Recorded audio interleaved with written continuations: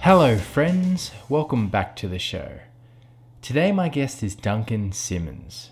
Duncan owns and runs Simmons Apiaries, a business based in Tremerton in the southwest of England. Duncan has been keeping bees for over 50 years and for 35 years as a professional. He produces queens, honey, offers training and sells equipment for dealing with Varroa, which we're going to be talking about in this episode. Hope you enjoy.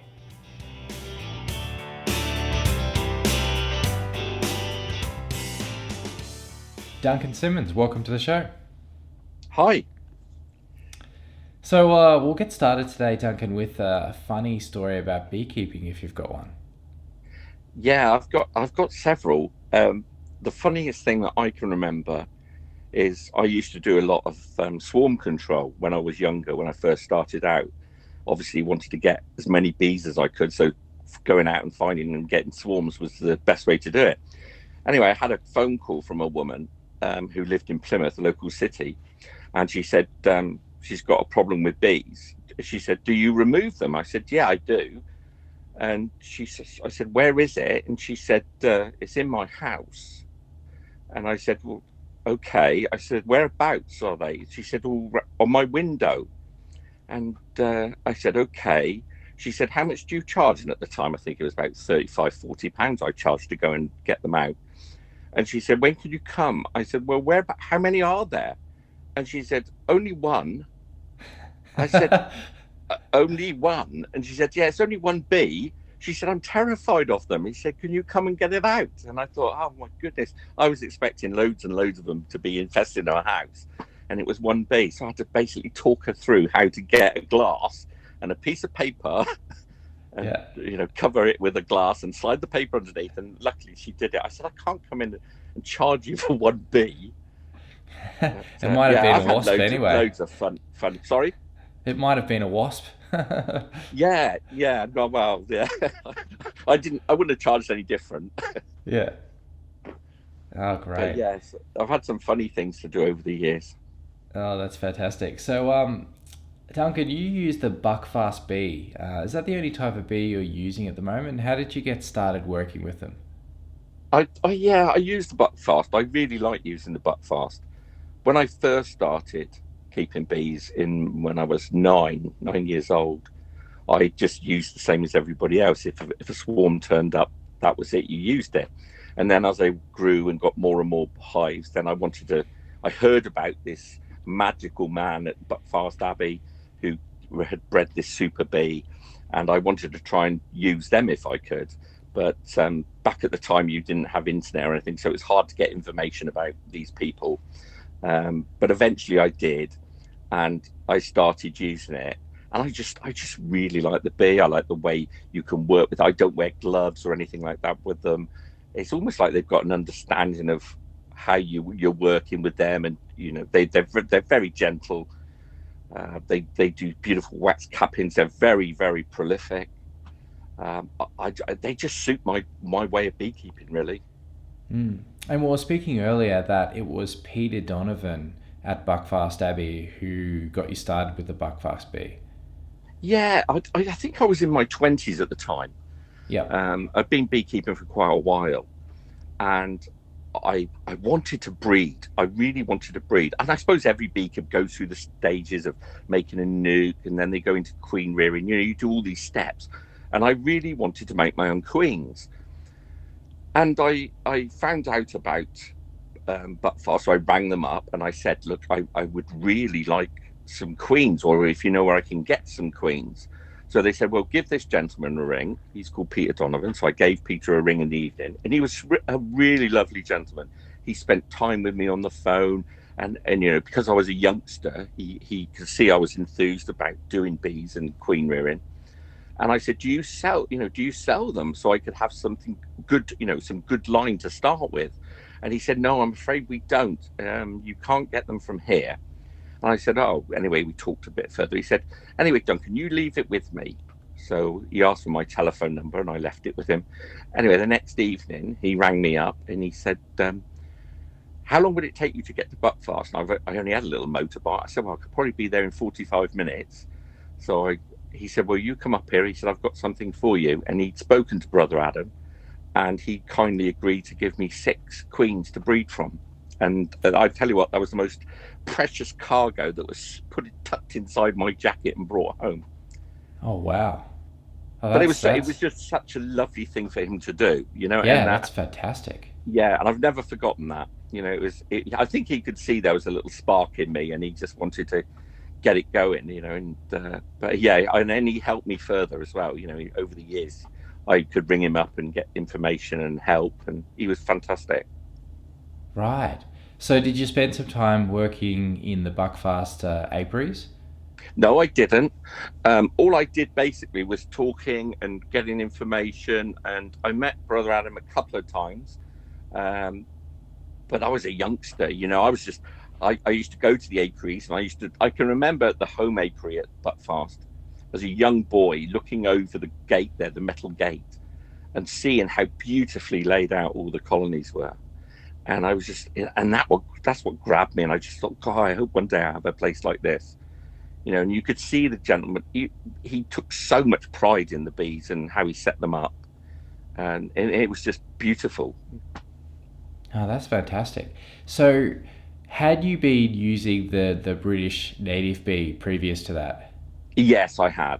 Yeah, and you know, the problem is a lot of people don't know the difference. A lot of people keep mongrel bees, and they don't know that you can have this bee that's so quiet and easy to work with. I remember bringing someone over to buy a nuc once, and I opened up the hive to show them, and they said, "What's the matter with them?" I said, "What do you mean, what's the matter with them?" He said, "Well, they're not doing anything, they're not moving." And I said, well, what do you want them to do? He said, "Well, don't they fly up at you or anything?" I said, "Well, they will if you kick the hive, but these are docile, they're gentle." And they didn't know, they just really didn't know. And you're pulling frames out and the bees are just quietly going about their business. They're not fizzy, if you know what I mean. They're just really quiet. And I don't think a lot of people realize that you can actually get bees like that. Yeah, it's very surprising the first time you see it. And because I remember when I started beekeeping, I would see people not wearing a suit and you know, handling the bees very calmly, and I thought, oh, that must be just their technique, you know. Yeah. And it wasn't until I saw the first hive that was like that, and I couldn't believe it, and I thought, oh, this is chalk and cheese. Having nice bees, it makes a big difference.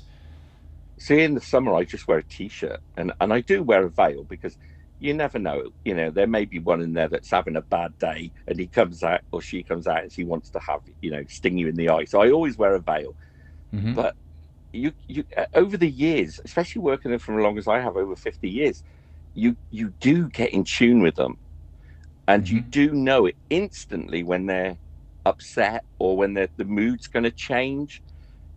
You really have this, I don't know, real connection. People say to me, you know, it's dangerous not wearing anything. I say, well, it isn't, because I can tell what's going to happen. You know, you can read them. Yeah, absolutely. It's fantastic that, you know, you've been working bees for over 50 years. So I can imagine that you've got like a fantastic experience doing that. Yeah. I mean, over the years, you get to see all sorts of things. I mean, seeing queens come back from mating flights. You know, with mating sign, you see that a lot. I've seen queens go into hives, swarms. I've put them into a hive, and she's come out on her own, flown around while the rest of the bees are already in there settled, fly around, then go back in again. And you think, what on earth has she done that for? But you see a lot of things happen. You know, I've seen laying workers. I've actually got a video of that, of a laying worker laying, and it's quite unusual because they're laying and none of the other bees take any notice of them whatsoever, but they just go along, lay an egg, go into the next cell, lay an egg, and yeah. Right. Now, you're maintaining your lines using AI. Have you ever thought about going up to Dartmoor and doing it the same way as Brother Adam did? I did once. I did think about getting a site up there before I really got into AI. Yep. But AI you can control so much with AI. Yeah. But then sometimes you can control too much, because when you've got a queen goes out on a flight, there's natural selection there. So with the drones, only the fittest will catch her. But with AI, you're picking drones off the frame, so there's no selection. So Yeah, I that's don't know if interesting. I'm getting a good drone or not. Likewise with queens, when they rear a queen, the bees select the queen that's going to be used. I don't. Every single cell that I graft into is going to be a good cell, and it's going to be a queen. I don't know if she's really, really good or really, really poor. So the natural selection disappears when you're doing AI. Yeah, that's an interesting way of looking at it. You obviously pick Because from your best, but yes, you still don't have that competition, if you like. yes, yeah, I understand what you mean. That's a very interesting way to say it. Can you tell me what it's like? The Buckfast bees, how do they go with Varroa?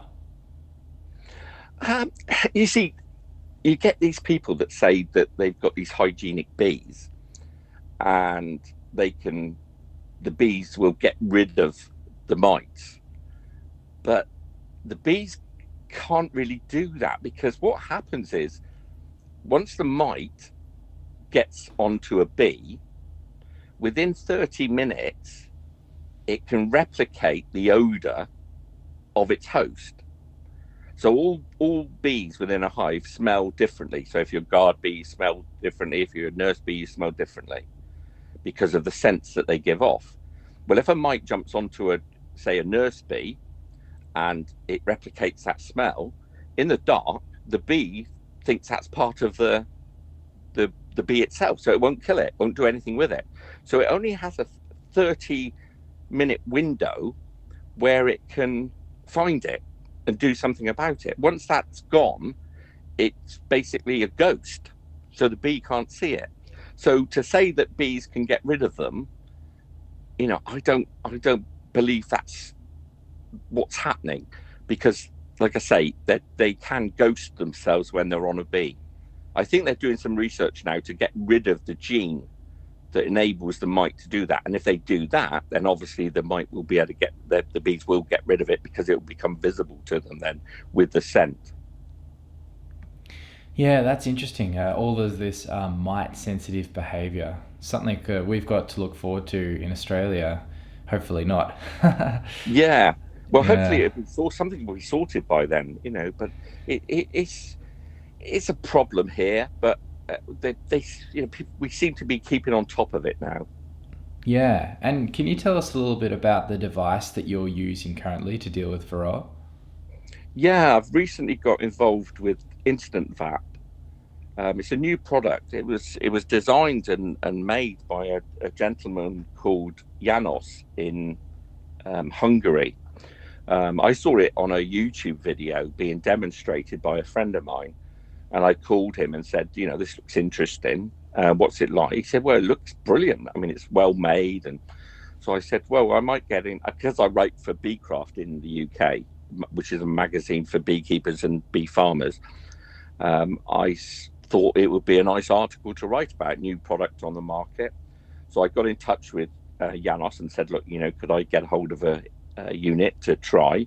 And he said, yeah. So he sent me a unit, and I was, amazed by it. It's brilliant. You can tell, as soon as you pick it up, you can tell it's been made by a beekeeper. I couldn't fault it. It's made from stainless steel. The nozzles are made out of brass, so it's gonna last and last and last. And the beauty of it also was it ran on a mobile battery, which is like a battery you have on a tool, 18-volt battery. So it was really mobile. Anyway, tried it, and I said to him, what are you doing with it? Who's distributing it over here? And he said he didn't have anyone at the time. And he said, would you like to do it? And I thought, well, yeah, I can't see how they're going to be so easy to sell, because it's such a good product.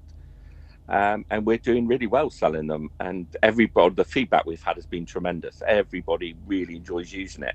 And the beauty is it's so quick to use and so easy to use, people do it. If you've got to get out batteries and trailing leads and everything else to do your oxalic acid treatments, and it's a pretty miserable day, you won't do it. You'll put it off. And it's one of those things, one of those jobs you can't put off. It needs to be done. It's a time critical job, really. And for the listeners here, it looks a little bit like a cordless drill. And so Yeah. fairly easy to use. You just have to go up to the front of the hive. It take it out of the case or whatever you've got it in, and it's just boom boom. How long does it take to do a hive, Duncan? So you get an 18-volt battery. I use a 5-amp 18-volt DeWalt. And basically I put that on the machine. It takes 1.5 amps to heat it up. It gets to 230 degrees. And it's important that it gets to that 230 degrees because that's when you get the most vapor at the quickest amount of time. So you basically put 2 grams in through a dispenser into the top. You sit it in, and when you're ready to use it, you poke it into the hive, you tap the top, it dispenses the oxalic acid, and then that will boil immediately. And basically, there's so much vapor comes out, it just covers the whole internals of the hive. And then it's basically covers it, and it takes about 25 seconds. So by the time you've done those 25 seconds, it's heated up, ready for the next one. So as soon as it has a drop in temperature, it immediately starts reheating again. So it's a very, very quick process. I can go into an apiary with 12 hives and be out of there within 8 minutes. Oh, wow. Yeah, that's fantastic. Very quick. Now, Yeah, can you tell us, Duncan, a little bit about the style of hives you're using? You're using mainly deep boxes. I assume they're nationals. Is that right? Yeah, well, because I sell a lot of bees as nuclei, I do commercials, Langstroth, nationals, and 14 by 12s, which is like a very deep national. But yeah, I use nationals and I use supers. I'm getting away a bit from honey now and doing more breeding because the breeding side of it is basically taken over. Yeah, and so you're using the deep brood box and then shallow boxes as supers. Do you find that is a good arrangement for queen breeding? Yeah, I mainly do it because of my back. Right. I've got a bad back. I've got beekeeper's back. Where you're always taking off stuff and moving it, and it eventually your back, your L5 in your spine gets worn away. So I've got to be careful with how I lift. And I used to use big boxes for honey, but it's just too heavy for me now. So I use the smaller boxes, and I've started to use a lot of polystyrene now. They can last a long time if they're looked after. So, and that's a lot lighter to use. But yeah, I use brood boxes for all my queen rearing. So I use a double brood box, and then I'll put the grafts above a queen excluder above a queen right colony. Right. Yeah, it's interesting with beekeeping. It might be one of the only industries left where you're allowed to carry that much weight. Yeah. But the trouble, I think the thing is, I don't think they'll ever get involved with beekeepers because they'll have to come out and make sure it's done, and I don't think they want to come through and look at the bees that closely. To be honest, yeah.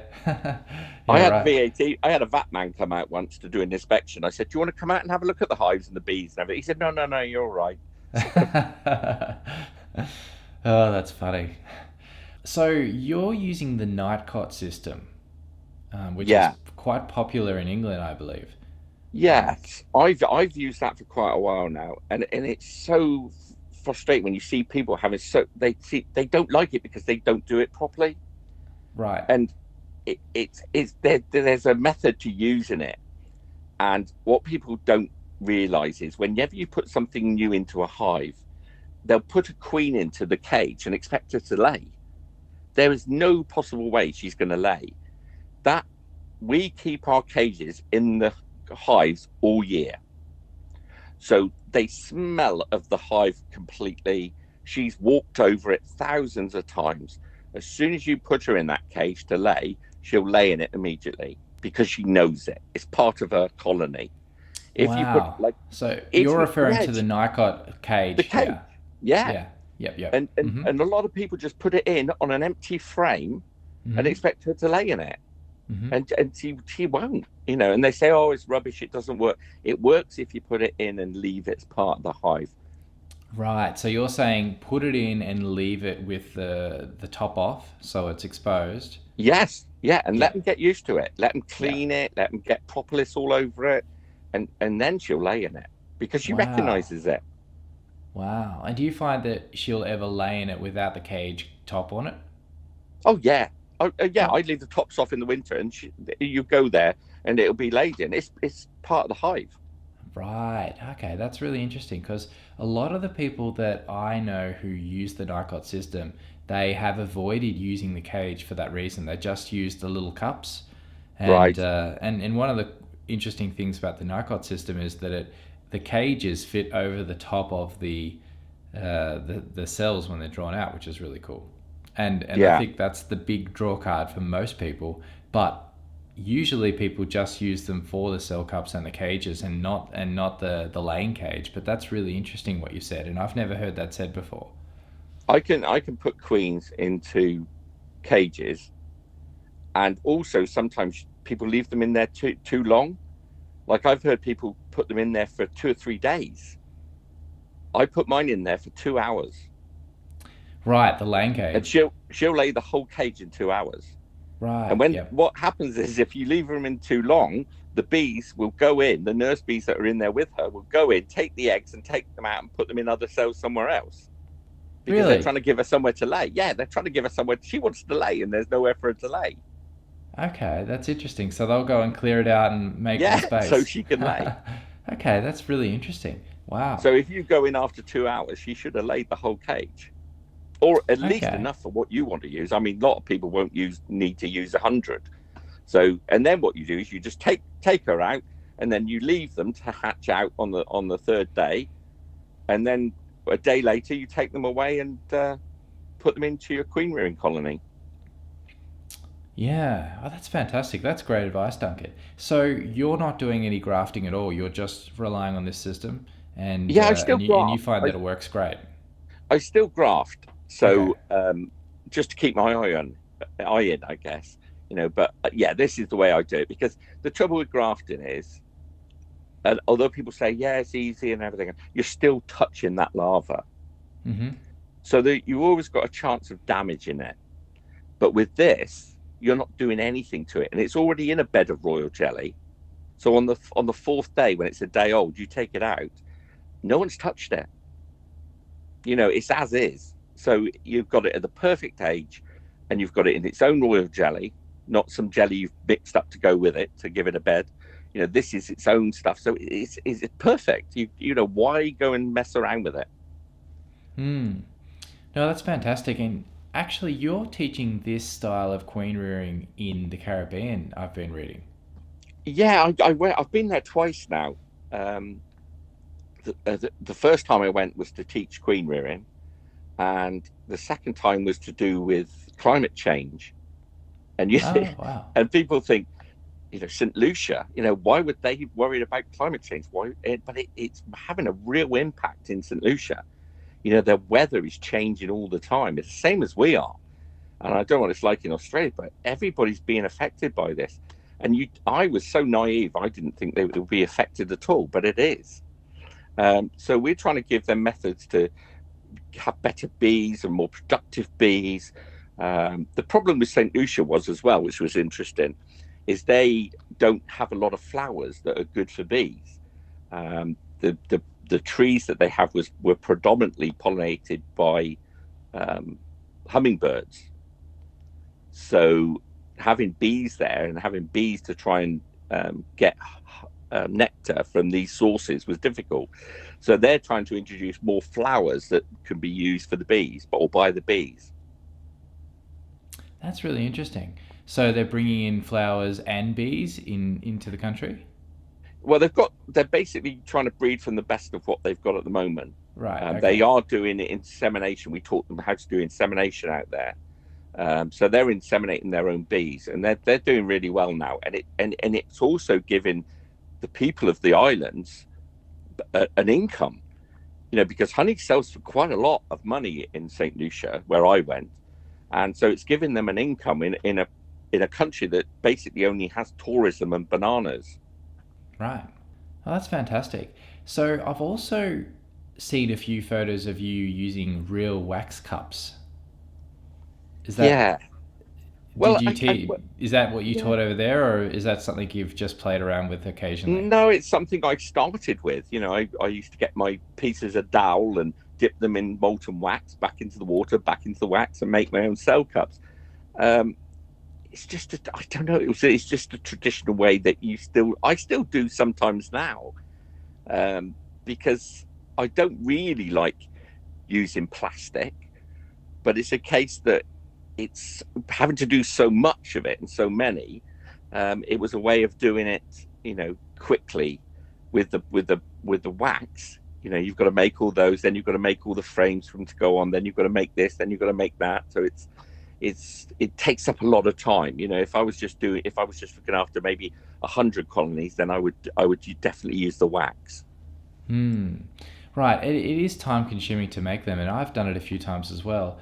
It's interesting. The bees seem to like them, but they don't seem to take to them. From what I've noticed, they don't seem to take to them any more than they do the plastic cups. Have you noticed any differently?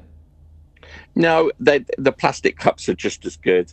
Like Yeah. I say, if you put it, it's the same as people using plastic foundation, really. If you've got plastic foundation, it's in a hive and they get used to it and it smells of them, then they'll use it. And it's just like what I was saying with the Nicot cage. Get it in there, get them to smell it, get them to use it as their own hive. They know it's theirs, and they'll lay in it, and they'll use anything to rear queens in if it smells of them. Right. So, do you notice any advantages in using the wax cups? No, No. Okay. no, I haven't. I the best cell that you'll ever get is a swarm cell, and I've seen swarm cells with so much royal jelly in it's ridiculous. And then you try and redo that method where you've got a hive that's so full of bees it's ready to swarm, and you put your own cells in there that you've grafted or you've used from the Nicot system, and you'll never get the same amount of royal jelly in. You'll get loads of royal jelly in, but never as much as they do under normal swarming instinct. So you can't replicate all of it. You can't make it exactly how it should be. Some people use royal jelly to prime the cells, and then other people do it completely from scratch. Dry. Yeah. Yeah. And do you notice that it makes a difference doing one or the other? Yeah, it does. And the reason is when you're grafting, if you're not very quick at it and you take a larva and you take it out of its jelly and put it into a cell, it will start to dry depending on what sort of day you've got. And if it's a warm day and there isn't much moisture in the air, then it tends to dry out quicker. I always use a little bit of jelly. So whenever I come across a hive that's got some swarm cells in it, I take that jelly and I put it in a little container and I keep it. So I'll mix it with a little bit of syrup when I'm doing a graft, and I'll pop a little bit into those cells before I put the day-old larva in. That's a really good idea. How long have you sort of seen that will keep well? Oh, it'll keep well for a long time if you put it in the fridge. It'll keep and keep and keep, especially if you mix it with a little bit of honey. It should keep forever. It's the same as honey. It will just keep and keep and keep. But it's only there for moisture. The bees will take that away. They'll eat that. They'll clear it all up. And then they'll start putting royal jelly back. It's mainly, they won't leave it in there for the larva.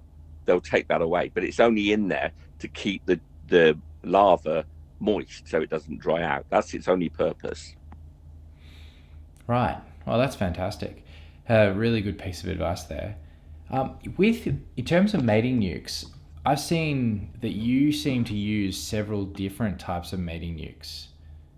Which Yeah, I've used quite a lot. I started off using the apidea, the little boxes, and I found that they were fine for the first queen that you put through them. So the first virgin you put in with your shook bees, you put them in, get them going. She lays, She starts laying, so you take her out, you put her into a colony or whatever you're going to do with her. Then you put another virgin in.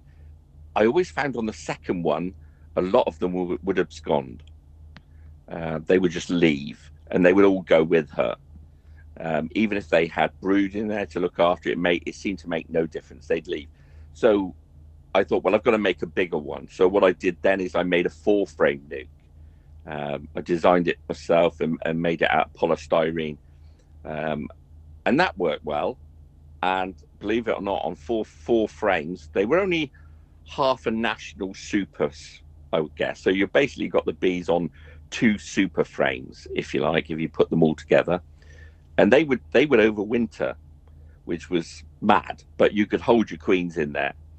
But then I thought, well, I want something that I can stack up, really, because these weren't ones you could stack. They were basically, a feeder was on the back, then you had the bees on it. So it was only that small unit.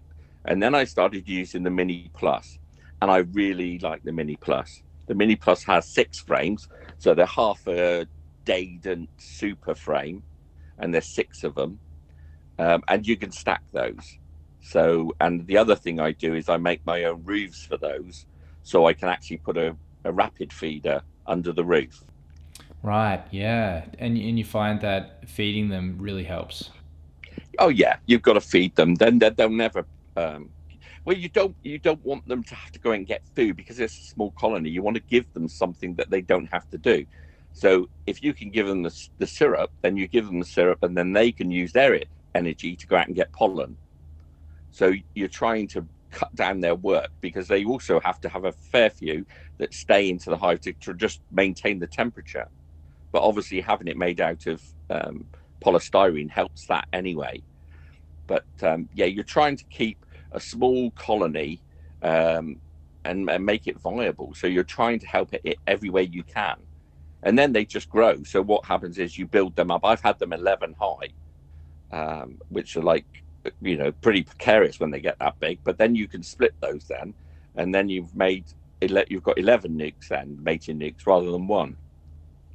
Ah, that's an interesting way of doing it. So you put a regular colony inside the Mini Plus mating nukes, stacked up, Yeah. let them build it out, and then use that as oh, that's really interesting. And then I split it just as you would a nuc. So you have a frame of food, frame of sealed brood, frame of pollen, frame of wet brood, and that's it, and a frame of wax, and then that's it. Then you take that away, leave it 24 hours. 24 hours later, you put a sealed queen cell in there, and away it goes. Wow, yeah, that's a great idea. And it's Richard Knoll also uses these Mini Plus mating nukes. I've seen a few videos of him using them. Same as you, making his own lids and using a rapid feeder. Yeah, and it looks really good. They're good. They're good kit. I think they're made in Germany, I think. Yeah. He's got a really good video where he's introducing one of your queens into his apiary, and he's using the push-in cage method. Have you seen the video? Yeah, I have. I use the same method myself. I've got push-in cages that I guess they're about, in old money, 5-6 inches by 6 inches. So what you do is you place that cage over hatching brood. Yeah. And you put her in on her own. So there's no other bees on the frame. And what happens is, as those bees hatch out, they don't know who she is. They know she's a queen, but they don't know she's a foreign queen. So they start looking after her. And then she starts laying into the frames they've hatched out of. So once that queen starts laying, the bees won't get rid of her. They will not kill a laying queen. And do you think this is the best method to use when introducing a foreign queen from a different apiary? If I've bought a queen for £300 or £400, I definitely use this method, because I have never ever lost a queen doing it this way. Yeah. I've used them in. If I'm in a rush or whatever, I will sometimes put them in a traveling cage and put them in. But I will never put them in with attendants. Always put them in on their own. Because the problem with putting them in with other bees from another hive is they carry scent. There's more chance of them holding that scent if they're in a group. But when she's in there on her own, she basically then takes on the scent of the hive. So I always put her in on her own to be introduced. But my favourite method would be the bigger cage, the pressing cage. So you've got your hatching bees coming out into that, and you've got to make sure there's pollen and honey underneath there as well, so that the bees that hatch out into that cage have some way of eating and feeding. I've used this method myself many times, and I think it's very successful. A few of my friends have used it, and they've said that you have to be careful that you only do it on a well-established frame. If you do it on a newer frame, the bees can dig under. I haven't had that experience myself, but apparently that's a bit of an issue. So it has to be a nice, dark, well-used brood frame. I had one person who said that they went in from the other side. So they dug through from the other side, the other side of the frame through to get her out that way. Okay, but it's obviously harder to do it on older comb because you've got the cocoons in the frame, in the wax cells then, you see, so it's harder. But they'll dig under and get her out. Quite often you'll go in and you think, oh, where is she? She's nowhere on the cage, and they have dug through to let her out. But it takes enough time for them to dig her out, so she's taken on the scent of the hive already.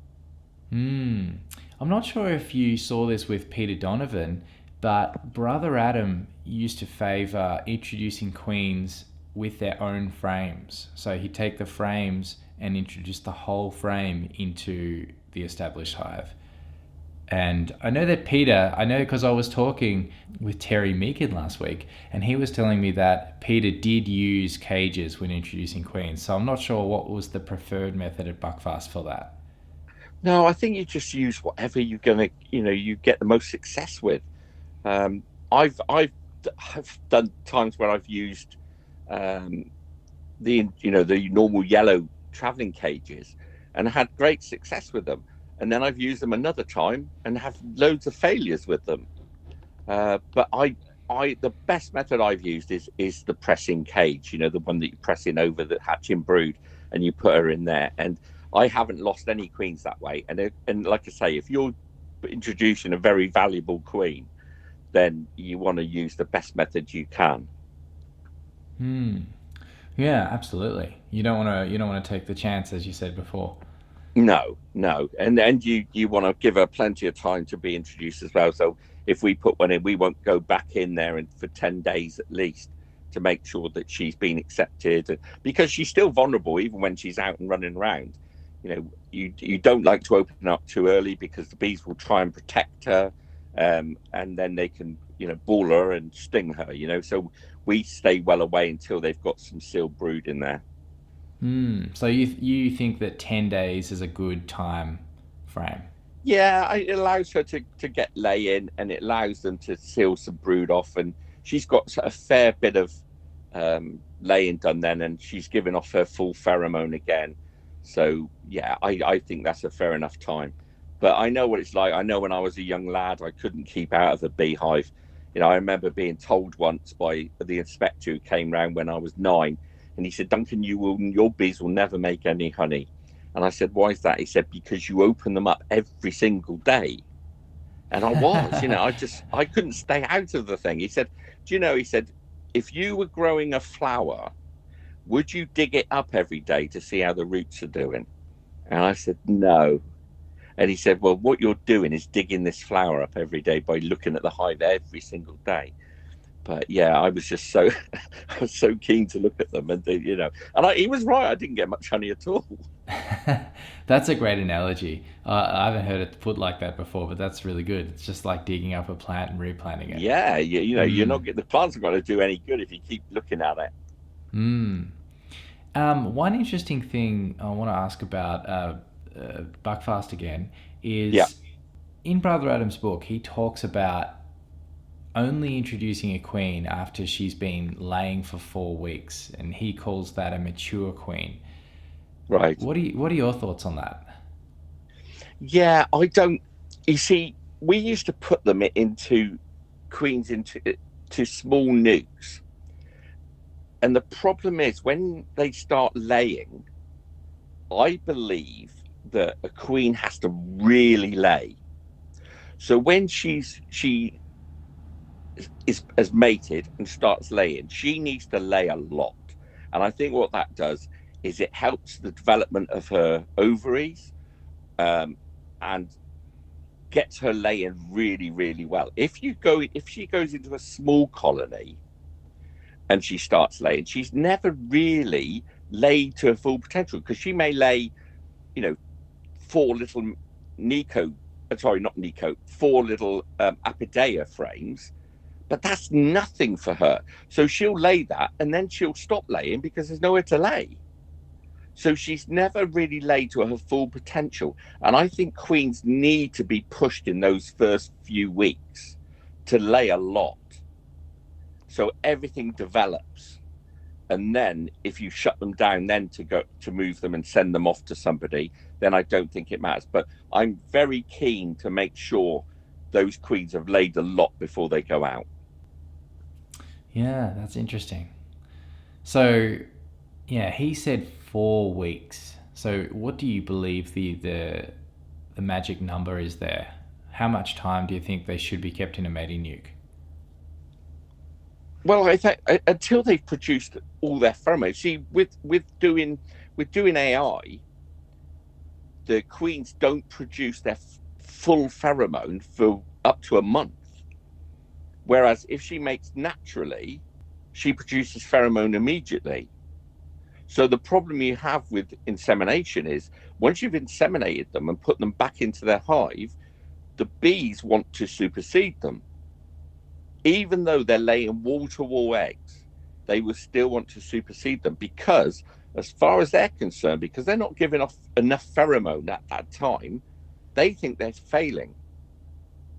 So it takes a long time for that to build up. So when you're doing inseminated queens, you have to go around and check every few days to make sure there's no supersedure cells. And once they do get up to that full complement of pheromone, then they won't ever try and supersede them again. But that's one thing you have to be very careful on when you do insemination. Yeah, interesting.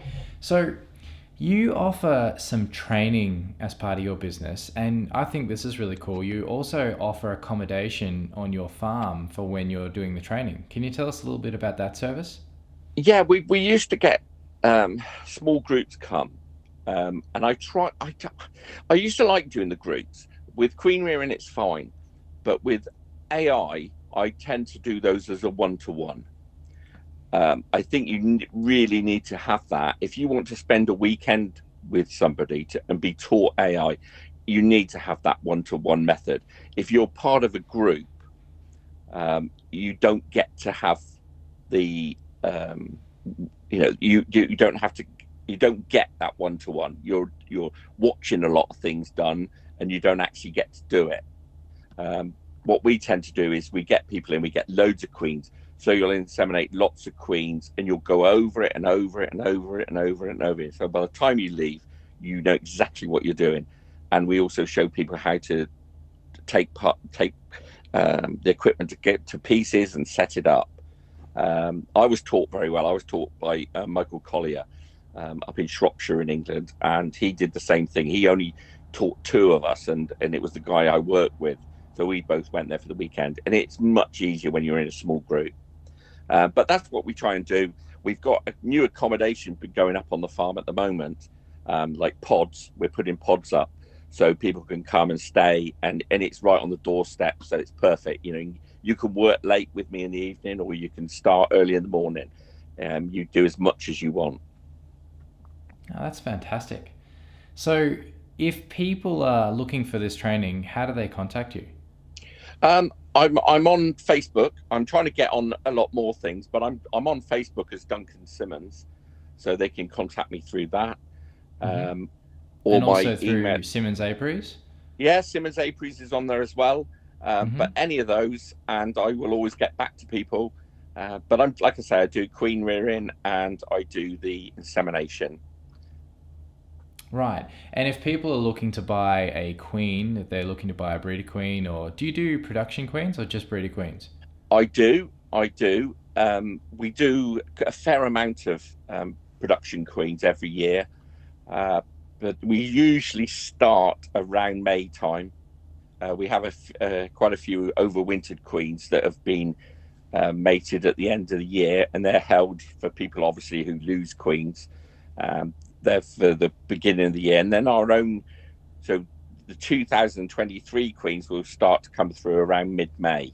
So we like to get flying drones by the end of by the end of April. Excellent. Okay, so best way to contact you is via Facebook, and Yeah, I would say so. Yeah, or I can be emailed. Yep. And the email address is goldwinguk@aol.com. Excellent. All right, is there anything else you'd like to discuss today, Duncan? Not really, unless you've got some more questions for me, but I've really enjoyed it. Oh, excellent. All right, well, thanks a lot for being on the show. Thank you very much.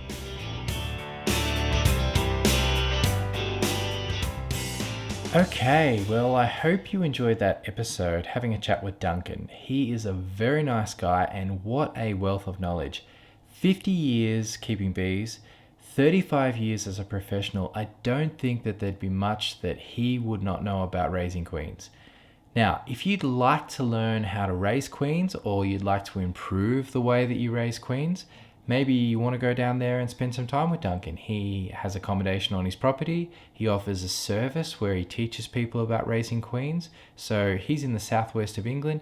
Head down there for a few days, have a bit of fun, and learn to raise some good queens. And if you're in the UK and you're struggling with Varroa, Duncan is the UK rep for the InstantVap.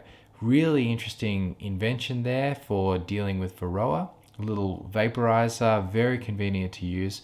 So get in touch with him, pick yourself up one. I think that'd be a really good choice. If you want to get in touch with Duncan, you can by going to his Facebook page at Simmons Apiaries, or contacting him personally, Duncan Simmons, on Facebook. If you want to get in touch with me, you can at nixonbees.com.au.